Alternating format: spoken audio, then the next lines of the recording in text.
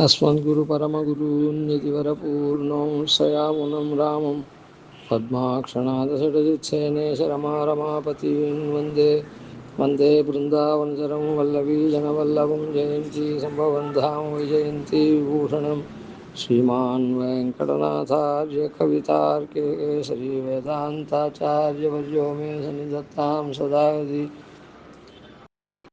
மஞ்சப்பரசமயம் மாற்ற வந்தோன் வாழியே மண்ணு புகழ் பூதூரான் மணமுகப்போன் வாழியே கஞ்சத் திருமங்கை உகக்க வந்தோன் வாழியே கலியனுரை குடிகொண்ட கருத்துடையோன் வாழியே செஞ்சொல் தமிழ் மரகள் தெளிந்துரைப்போன் வாழியே திருமலைமால் திருமணியாய் சிறக்க வந்தோன் வாழியே தஞ்சப்பரகதியை தந்தருள்வோன் வாழியே செந்தமிழ்தூ புல் திருவேங்கடவன் வாழியே கஞ்ச திருமங்கை உகக்க வந்தோன் வாழியே. பிராட்டி உகக்குமாறு பிராட்டியினுடைய அரும்பெரும் குணங்கள்லாம் ஸ்தாபிச்சத்தினாலே பிராட்டி சர்வதந்திர சுதந்திரர் அப்படின்ற விருதை அளிக்கக்கூடி உகந்து அளிக்கக்கூடியவராக சுவாமி தேசிகன் இருந்தார்.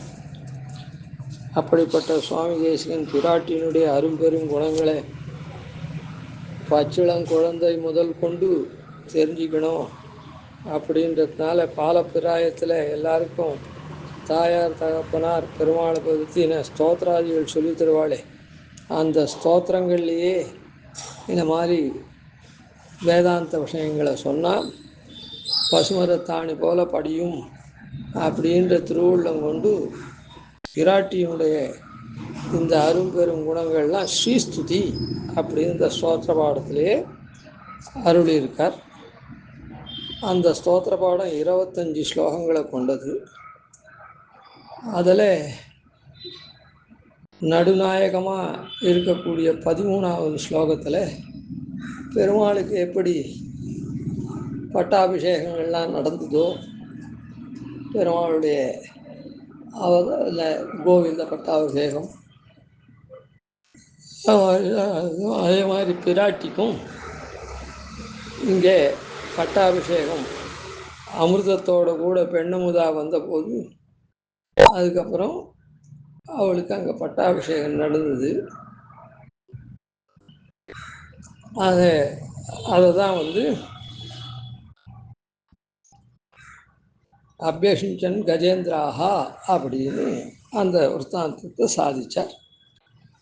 இந்த 13 ஸ்லோகத்துக்கு முன்னே இருக்கிற 12 ஸ்லோகங்களில் பிராட்டியினுடைய பரத்தோபயுக்தமான குணங்கள் எம்பெருமானும் பிராட்டியும் சேர்ந்து தான் பரதத்துவம், அந்த மிதுனம்தான் பரதத்துவம். அப்போ அந்த மிதுனத்துக்கு அந்த மிதுனத்தில் இருக்க பெருமாளுக்கு இருக்கக்கூடிய குணம் மொத்தம் பிராட்டிக்கும் இருக்குது.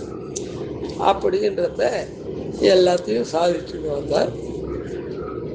இப்போது இந்த பட்டாபிஷேகத்துக்கு அப்புறம் இந்த பிராட்டியினுடைய பெருமாளை போல அருளக்கூடிய வள்ளல் தன்மை இருக்குது, அதெல்லாம் சாதிச்சுட்டு வரார். இப்போ நாம் அனுபவிக்க வேண்டியது 14வது ஸ்லோகம். இந்த 14வது ஸ்லோகத்தில் என்ன இது பண்ணுறார் சாதிக்கிறார் அப்படின்னா, தேவதைகள்லாம் ஒரு சமயத்தில் துர்வாச முனிவருடைய சாபத்தினால இந்திரன் தன்னுடைய ஐஸ்வர்யத்தெல்லாம் இழந்துட்டான். துர்வாச முனிவர் ஒரு மாலையை கொடுத்தார். அந்த மாலையை இந்திரன் தான் வலம் வந்துட்டு யானை கழுத்தில் போட்டான், ஐராவத கழுத்தில். அந்த யானை தும்பிக்கையால் அதை கீழே போட்டு கொடுத்து உடனே துர்வாசர் இந்த மாதிரி லக்ஷ்மியினுடையதை நீ இது பண்ணதுனால உனக்கு செல்வமெல்லாம் இழந்து போக வேண்டியது அப்படின்னு சபித்தார். அப்புறம் தேவதைகள்லாம் பிராட்டியை பிரார்த்தித்து இழந்த செல்வத்தெல்லாம் பெற்று சுகமாக அனுபவிச்சுட்டுருக்கா அப்படின்ற விற்த்தாந்தம். அதை முதல்ல சொல்கிறார். ஆர்த்தோ ஜிக்ஞாசுர் அர்த்தார்த்தி அப்படின்னு இழந்த செல்வத்தை அர்த்தார்த்தியாக பெறுறது உண்டல்லோ, அதை இந்த இடத்துல முதல்ல பிராட்டி அதை அனுகிரகம் பண்ணக்கூடியவன்றது. आलोक्य त्वामृतसहजे विष्णुवक्षस्थलस्तां शापाक्रान्ताः शरणमगवन् सावरोधाः सुरेन्द्राः लब्ध्वा भूयस्त्रिभुवनमितं लक्षितं तत्कटाक्षैः सर्वाकारस्थिरसमुदयां सम्पदं निर्विशन्ति आलोक्य त्वामृतसहजे विष्णुवक्षस्थलस्तां शापाक्रान्ताः शरणमगवन् सावरोधाः सुरेन्द्राः लब्ध्वा भूयस्त्रिभुवनमितं लक्षितं त्वत्कटाक्षैः सर्वाकारस्थिरसमुदयां सम्पदं निर्विशन्ति.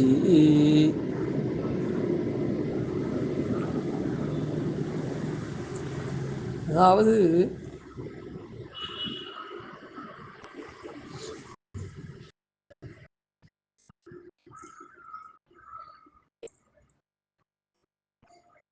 அந்த விற்த்தாந்தத்தில் நம்ம கீழே சொன்ன விற்த்தாந்தத்தில் இவன்தான் கொடுத்த மாலையை யானை கழுத்தில் போட்டதுனால யானை என்ன பண்ணிடுத்து, அது தூக்கி போட்டு கொடுத்து.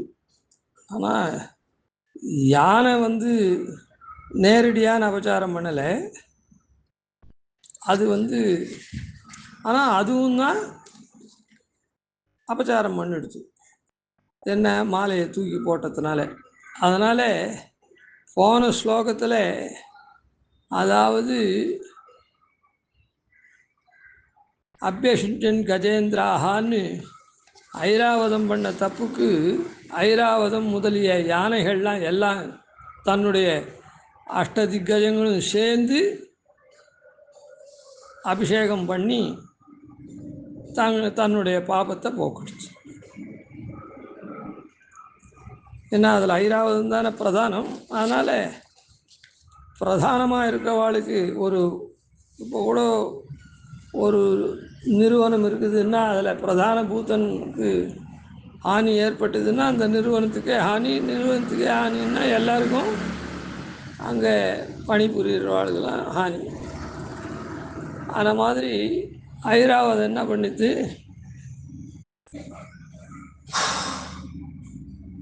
அஷ்டதிக்கஜங்களாக தன்னோடு இருக்கக்கூடிய மற்ற திக்கஜங்களையும் சேர்த்து பிராட்டிக்கு அபிஷேகம் பண்ணி அந்த பாபத்தை போக்கடிச்சு. இந்த இடத்துல தேவேந்திரன் பண்ணினதுக்கு எல்லாரும் தானே எழுந்திருக்கா. அதனால் எல்லாரும் எம்பெருமானிடத்தில் சரணமகமன்னு அப்படின்னு சரணாகதி பண்ணி தங்களுடைய பாபத்தை போக்கடிச்சுண்டு அதன் மூலமாக அருளை பெற்றார்கள். இந்த இடத்துல ஒரு 2-3 விஷயங்கள் தெரிஞ்சுக்கணும். என்னன்னா, தூர்வாசர் கொடுத்த மாலையே தான் போட்டுக்காத யானை கழுத்தில் போட்டது அவன் தெரிஞ்சு தப்பு பண்ணான். யானை தன் கழுத்தில் இருந்த மாலையை கழுத்துக்கு போட்டது. அதாவது இந்த அபராதம், அதாவது புத்திபூர்வ அபராதம்னு ஒன்று, அபுத்திபூர்வமான அபராதம்னு ஒன்று. புத்திபூர்வமான அபராதம் இருக்குதே, அந்த அபராதத்துக்கெல்லாம் அனுதாபாத்து உபரமாத்து பிராயஷ்சித்தா அப்படின்ற ரீதியிலே அனுதாபம் உபரமம், அதில் தான் அனுதாபம்னா ஐயோ இந்த மாதிரி நடத்துட்டுமே அப்படின்ற அனுதாபம் இருக்கணும், அதுலேருந்து விடுபடணும். அதுக்கப்புறம் பிராயஷ்சித்தம் என்னான்னு தெரியணும், அப்புறம் பிராயஷ்சித்தை தெரிஞ்சுக்கணும், பிராயஷ்சித்தத்தை பண்ணணும். ஒவ்வொன்றுத்துலேயும் கால் பங்கு பாப்போம் கழியும். அதே அபுத்திபூர்வமாக பண்ணுற அபச்சாரமெல்லாம் ஒட்டாது. பிரபன்னாள் விஷயத்தில் ஒட்டாது, பிரபன்னாள் இல்லாத விஷயத்தில் அது ஒட்டினாலும் அபுத்திபூர்வமாக இருக்கிற இது அவா நல்ல என்ன புத்திபூர்வமாக பண்ணால் தானே அதுக்கு பிராயசித்தம் பண்ண முடியும். அபுத்திபூர்வமாக இருக்கிறது தப்புன்னாலும் தப்பாக இருந்தாலும் அதுக்கு சாமானியமான தர்மங்கள்லாம் பண்ணுறாளுல்ல, ஸ்வதர்மானுஷ்டானம். அதுக்கப்புறம் அதுலேயே இப்போது ஆக்ஞா கைங்கரியம்ன்றது நிலையாக நாம் பண்ண வேண்டியது. அப்புறம் அனுக்ஞா கைங்கரியம்ன்ற ரீதியில் பண்ணுற அந்த கைங்கரியத்தெல்லாம் நமக்கு என்ன ஆகும், இந்த பாப்பம் தெரியாத பண்ணுற பாப்பங்கள்லாம் கழிஞ்சிடும். தெரியாத பண்ணுற பாப்பங்கள்லாம் அப்படி கழிஞ்சிடும். அதுபோல் யானை இந்த இடத்துல அது புத்திபூர்வமாக பண்ணலை, அபுத்திபூர்வமாக பண்ணித்து. இந்த யானை மாலையை அவமரியாதை பண்ணணும், அது தூக்கி போடலை. தன் கழுத்தில் ஏதோ இருக்குது, அதை தூக்கி போட்டுருச்சு, அவ்வளோதான். தனக்கு வேண்டாததை தூக்கி போட்டுடுச்சு. ஆனால் இவன் தான் தனக்கு பகுமானமாக கொடுத்ததை தூக்கி போட்டவன். அதனால் இவன் தெரிஞ்சு பண்ணவன், அதனால் இவன் சரணாகதி பண்ணுறான். ஆனால் அதுகள்லாம் யாதிர்ச்சிகமாக பண்ண வேண்டிய காரியங்கள் வரைச்சவே அந்த பாப்பங்கள்லாம் கழிஞ்சிடுறது. அதான் பிரபன்னன் விஷயத்தில் புத்திபூர்வமாக பண்ணுற பாப்பம் தூக்குது, பிராயசித்தம் பண்ணணும். அபுத்திபூர்வமாக பண்ணுற பாப்பம் ஒட்டவே ஒட்டாது. ஆனால் பிரபன்னேத்தராள் இருக்காளே, சாமானியாள், அவள்லாம் புத்திபூர்வம் இல்லாமல் தெரியாத தப்பு பண்ணால் கூட என்ன இக்னோரன்ஸு, அதனால் எனக்கு லா தெரியாது அப்படின்னு நான் அதனால் இந்த தப்பு பண்ணிட்டேன்னு சொன்னால் அது இல்லை. பண்ணது தப்பு, உனக்கு தெரிஞ்சு சட்டம் தெரிஞ்சான்னா தெரியாட்டா என்ன, நீ பண்ண காரியம் தப்பு, அதுக்கு தண்டனை உண்டு அப்படின்னு. அதனால் இவன் பண்ணுற புண்ணிய காரியத்தெலாம், அதனால் பிராட்டிக்கு அபிஷேகம் பண்ணிட்டு அதில் அது தானாக கழிஞ்சிடுச்சு.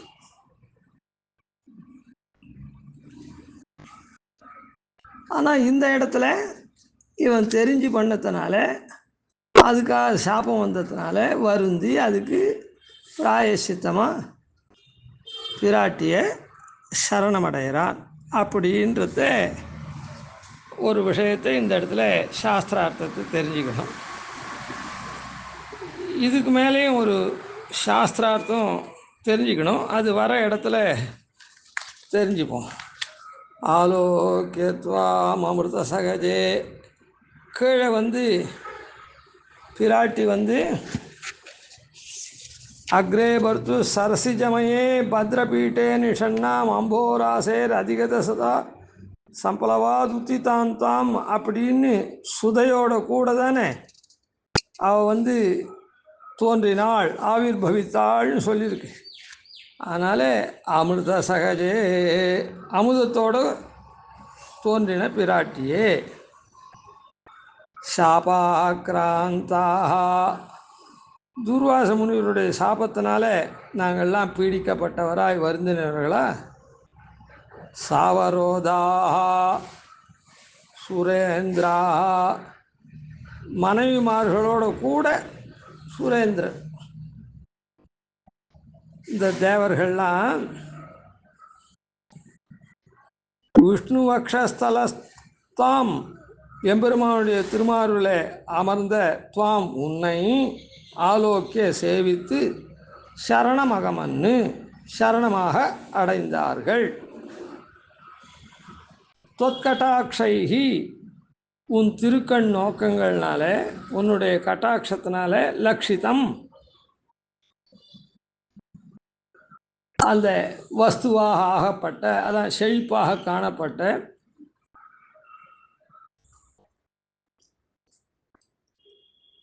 இதம் திரிபுவனம், இந்த 3 உலகங்களையும் பூயகா மறுபடியும் லப்த்வா பெற்று அடைந்து, சர்வாகார எல்லா வகைகள்லையும், எல்லா ஆகாரங்கள்னாலையும், எல்லா வகைகள்னாலையும் ஸ்திர சமுதாயம், அதாவது நன்றாக தோன்றியிருக்குதோ இல்லை இப்போ, அதனால் நிலை பெற்ற இந்த வளர்ச்சி உடையதாக இருக்குது. அப்படிப்பட்ட சம்பதம் ஐஸ்வர்யத்தை நிர்விசந்தி அனுபவிக்கின்றனர் அப்படின்னு சாய்க்கிறார். ஆலோக்கிய, அந்த பிராட்டியை சேவித்து, எப்படி துவாம் உன்னை. எப்படிப்பட்ட உன்னை? அமிர்த சகஜே, அமிர்தத்தோடு தோன்றினவன். அமிர்தத்தோடு தோன்று யாரை சேவிக்கிறான்? உன்னை சேவிக்கிறான். உன்னை சேவிக்கிறான்னா எப்படிப்பட்ட உன்னை? அமிர்தத்துடன் தோன்றின உன்னை. அந்த அமிர்தம்ன்றது ஷாவா மருந்து, அதாவது இந்த சரீரம் நீடிச்சிருக்கிறதுக்கு கூடிய இது. ஆனால் அதோடு கொண்டின நீ எப்படி?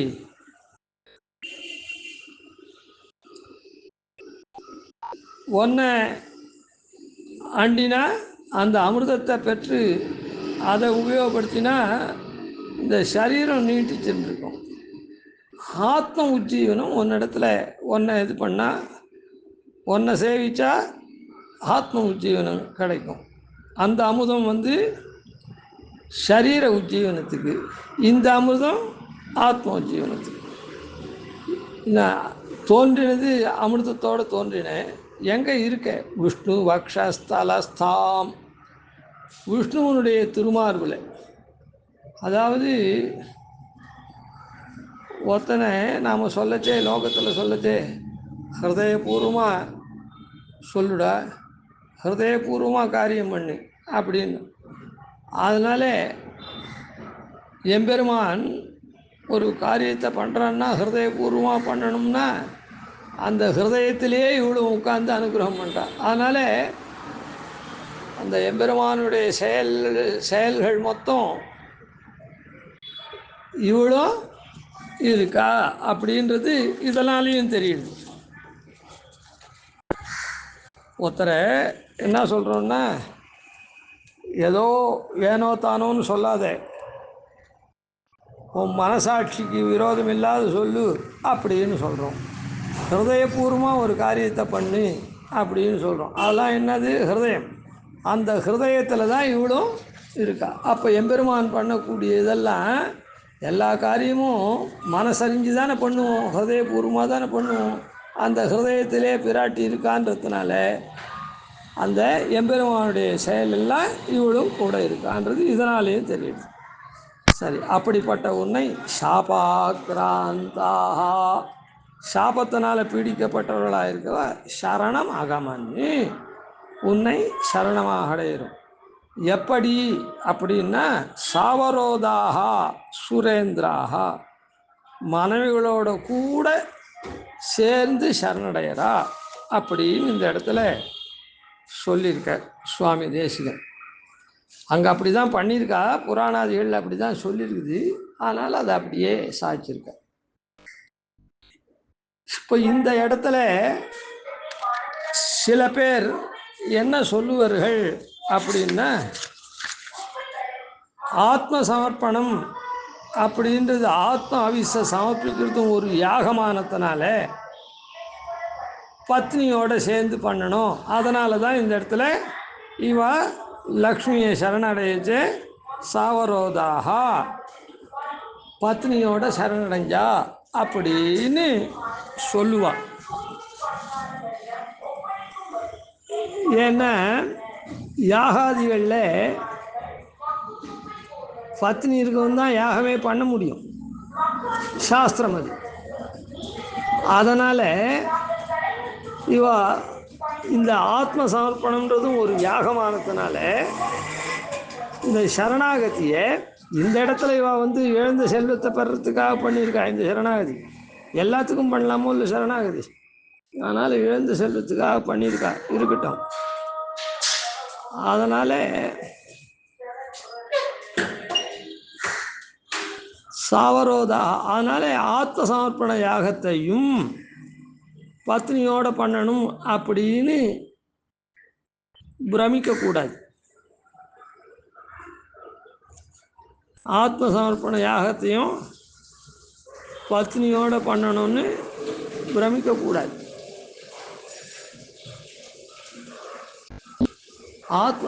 அப்போ அந்த யாகம் இப்போ பெருமாளை சொல்லச்சே நாம் என்ன சொல்கிறோன்னா, இந்த ஆத்ம சமர்ப்பண அவிசை பெற்று அவன் ரக்ஷண தீக்ஷன் சரணாகத ரக்ஷணம் விரதம் கொண்டிருக்கான்னா, அந்த விரதத்தில் பத்னி கூட இருக்கா. அந்த அவன் விரதம் கொண்டு ரட்சிக்கிற விரதம் இருக்குதே, அந்த ரட்சிக்கிற தர்மம் காரியம், அதுக்கு தர்ம தர்மிணியாக பிராட்டி இருக்கான்னு சொல்கிறோம். என்ன அதில் தான் சில பேர் வந்து பிராட்டி அதில் இல்லை, அந்த ரட்சிக்கிற உபாயத்தில் பிராட்டி இல்லை, அந்த ரக்ஷண தீட்சையில் பிராட்டி இல்லை அப்படின்னு சொல்கிறார். ஆனால் அந்த இடத்துல உண்டுன்னு சொல்கிறோம். ஆனால் இங்கே சமர்ப்பிக்கிச்சே இப்போது ஓணுமோ இல்லை நாம் அந்த மாதிரி சமர்ப்பிக்கிறது தானே யாகம் தானே இது, செய்த வேள்வியர் அப்படின்னு சொல்லிருக்காள். என்ன அதாவது அந்த இடத்துல மற்ற யாகங்கள்லாம் சொல்லியிருக்கிறதுலாம் சரீரங்கள்னால ஐம்புலன்கள்னால பெறக்கூடிய இன்பங்களுக்கு சொல்லியிருக்கக்கூடிய யாக விசேஷங்கள். அந்த ஐம்புலன்கள்னால பெறக்கூடிய இன்பங்களுக்கு உண்டான யாகத்தை பண்ணணும், அந்த பலனுக்கு உண்டான சாதனமான யாகங்களை பண்ணணும் அப்படின்னு சொன்னால் அதை கிரகஸ்தந்தான் பண்ணணும்னு அந்த இடத்துல சொல்லியிருக்கிறதுனால இந்த சரீரம் உபாதி பிரயுக்தமான எப்படி பிராமண சரீரம்தான் பண்ணணும், க்ஷத்ரிய சரீரம்தான் பண்ணணும், வைசிய சரீரம்தான் பண்ணணும்னு எப்படி சொல்லியிருக்குதோ அதை போல் பத்னியோடு இருக்கவன் தான் பண்ணணும்னு அங்கே சொல்லியிருக்குது. ஆனால் அந்த சரீர பிரயுக்தமாக அதாவது கிரகஸ்தன் தான் பண்ணணும்னு, அதனால் இந்த இடத்துல தம்பதிகளாக பண்ணுறா யாகங்கள்லாம். ஆனால் இந்த ஆத்ம சமர்ப்பணம்ன்ற யாகமாகப்பட்டது ஆத்ம ஜீவனத்துக்காகவானதுனால ஆத்மா தனியானது. அதில் வந்து கிரகஸ்தன் பிரம்மச்சாரி வானப்பிரஸ்தன் அதெல்லாம் இந்த சரீரத்துக்கு தான் சன்னியாசி அப்படின்றதெல்லாம். அதில் கிரகஸ்தனுக்கு பத்னி இருக்கா வானப்பிரஸ்தனுக்கு பத்னி இருக்கான்றதெல்லாம் இந்த சரீரத்தை உடையவனுக்கு தான். ஆத்மாவில் பிராமண க்ஷத்ரிய வைஷ்யனும் கிடையாது, பிரம்மச்சாரி கிரகஸ்தன் வானப்பிரஸ்தன் அப்படின்றதும் கிடையாது.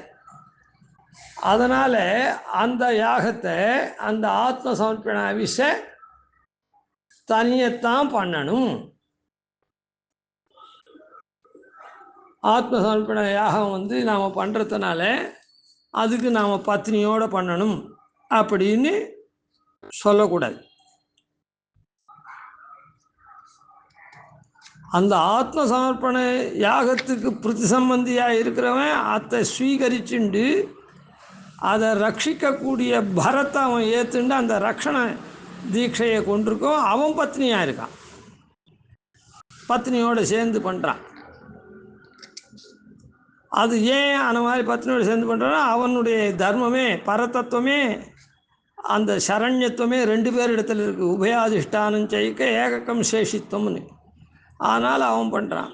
ஆனால் இங்கே ஆத்மான்றது தனிப்பட்ட வஸ்து. அந்த ஆத்ம சமர்ப்பண யாகத்தை அப்படியே தான் தனியே தான் பண்ணணும். ஒரு கால் தம்பதிகளாக பண்ணுறாலும் இல்லை, கல்யாணம் ஆகிட்டு ரெண்டு பேரும் தம்பதிகளாக சரணாகதி பண்ணால் கூட புருஷனுடைய ஆத்மாவை புருஷன் சமர்ப்பிக்கிறான், ஸ்திரீனுடைய ஆத்மாவை ஸ்திரீ சமர்ப்பிக்கிறான் ஆச்சாரியர் மூலமாக, அவ்வளோதான். இவன் ரெண்டு பேரும் சேர்ந்து சமர்ப்பிக்கலை. எப்படி லாஜஹோமத்தில் பொரியை கையில் வச்சுட்டு அவ கையில் பொரியை கொடுத்து இவனும் அந்த கை கீழே வச்சுட்டு ரெண்டு பேரும் ஒன்றா சேர்க்குறாளே, அதை போல் சேர்க்கலை. அவ தனித்தனியே தான் சேர்க்க. அந்த இடத்துல இந்த இடத்துல ஏன் அப்படின்னு சொன்னால் சாவரோதா சுரேந்திராகான்னு சொல்லியிருக்கே. எப்படி அப்படின்னு சொன்னால் இந்த போகங்கள் அனுபவிச்சுட்டு இருக்காளே, இந்த போகங்கள்லாம் தேவதைகள்லாம் பத்னியோட கூடி தான் இந்த போகங்கள்லாம் அனுபவிக்கிறாள். அந்தந்த தத்துவ ஸ்தானத்தில் இருக்கிற தேவதைகள் அவளுக்கு அந்த தேவலோகத்தினுடைய அனுபவம் இருக்குதே, அந்த அனுபவாதிகள்லாம் அவளுடைய பத்னியோடு சேர்ந்து தான் அனுபவிக்கிறாள். அதே போல் அந்த தேவதைகளை மனுஷாதிகள் ஆராதிக்கச்சே அதான் அவள் அந்த சுறாளுக்கு இருக்கக்கூடிய பத்னிகளுக்கும் அது ஆறுது. எப்படி நாமெல்லாம் இப்போ வந்து புருஷன் வேலைக்கு போனால் எல்லாரும் வீட்டில் இருக்கோம் மொத்த பேரும் அந்த சம்பளத்தில் என்ஜாய் பண்ணுறாலும் இல்லை, அதுபோல் அவள்லாம் இருக்கிறதுனால அவளும் இழந்த செல்வத்தை வேணுன்றதுனால இந்த இடத்துல பிரார்த்திக்கிறார், சேர்ந்து பிரார்த்திக்கிறார். அதனால் இந்த இடத்துல நாம் மருளக்கூடாது. சரணாகதியும் அதான் மோக்ஷார்த்த சரணாகதி பண்ணுறமே ஆத்ம சமர்ப்பணம், அதை நாம் சேர்ந்து பண்ணணுமோ அப்படின்றது இல்லை. அதனால் லத்வா பூயஸ்திரிபுவனமிதம் லக்ஷிதம் தொற்கட்டாட்சை, இவளுடைய கட்டாட்சத்தினால நன்னா இலக்காகப்பட்ட இந்த திரிபுவனம் இருக்குதே, அது எப்படி இது சர்வாகார ஸ்திர சமுதாயம், நன்னா எல்லா விதத்தினாலையும் நன்றாக வளரப்பட்டதாக இருக்குது. அப்படிப்பட்ட சம்பதம் லப்தா நிர்விசந்தி, அந்த ஐஸ்வர்யத்தை அடைந்து இவ என்ன பண்ணுறா, அனுபவிக்கிறா அப்படின்னு சொல்லி இந்த ஸ்லோகத்தில். அதனால் இழந்த செல்வத்தை தேவதைகள்லாம் பெருமாள் எப்படி தரான்னு பொதுவாக சாஸ்திரத்தில் சொல்லியிருக்குன்னு நாம் சொல்கிறோமோ அது அதே மாதிரி பிராட்டியும் தரா அப்படின்றத இந்த இடத்துல சொல்லியிருக்கு.